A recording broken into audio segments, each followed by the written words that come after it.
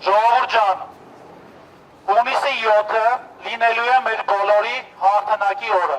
Ինչա պետք դրա համար անելու։ Շատ կարևոր է բոլորի մասնակցությունը։ Ես հասկանում եմ ձեզ, որ դուք հոգնել եք, չեք հավատում քաղաքական տարբեր ուժերին, չեք հավատում ընտրություններին, բայց ձեր չմասնակցությունը,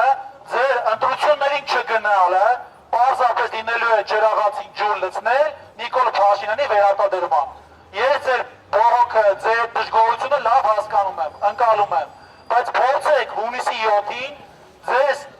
այդ ճակերտավոր նեղությունը տալ 10 րոպեա տևելու, մասնակցեք ընտրություններին, ձեր ոչը ասեք Նիկոլ Փաշինյանի կառավարությանը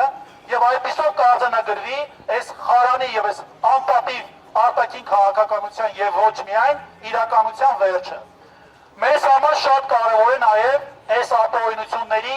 դադարելու process-ը։ Հայաստանի Հանրապետությունը վերջի վերջով պետք է ունենա այնպիսի իրավական եւ դատական համակարգ, որը օրենքի տառին կհետևի։ WhatsApp-ի նամակներով չի առաջնորդվի եւ չի կանոնավորի մարդկանց, որոնք օրենքի տառին համապատասխան ապրած կյանք ունեն, ու էլ չասեմ մնացած ուղղությունների մասին։ Մեզ համար շատ կարևոր է նաեւ Հայաստանում համերաշխությունը։ Այն ատելությունը, որը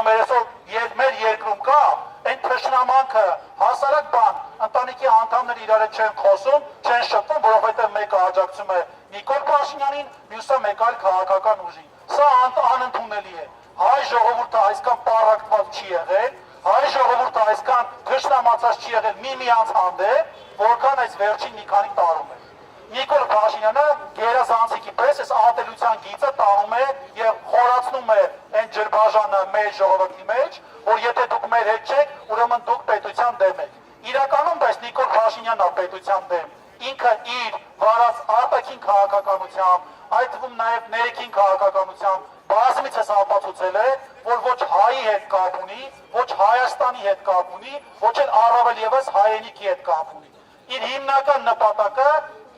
ճնշել, նեղացնել, բանտարկել, ստեղծել այնպիսի իրականություն, որտեղ մենակ ինքն է կոմֆորտի մեջ ապրում։ Այդ աթոռը քաղցր բան չի։ Այդ աթոռը հայ ժողովրդին ծառայելու աթոռ է, ոչ թե նստես աթոռին ու ոնց ուզես սակարկես մեր պետականությունը ու անկախությունը։ Այսօր մեր ազգային արժեքները եւ առհասարակ ինչը կապված է հայի նկարագրականի հետ։ Հետևաբար մեզ համար շատ կարեւոր է, որ ունենանք ուժեղ առաջնորդ, զեղչվի թույլ կարգավիճակը, ունենանք այնպիսի մարդ, որը որ կարող է ոտքի անել Հայաստանի Հանրապետությունը, եւ ես ես հավաստիացնում եմ, որ այդ մարդը Սամվել Կարապետյանն է, ուժեղ Հայաստան կուսակցության նախագահ։ Հետևաբար պահանջում ենք ազատություն Սամվել Կարապետյանին, ազատություն Հայաստանին։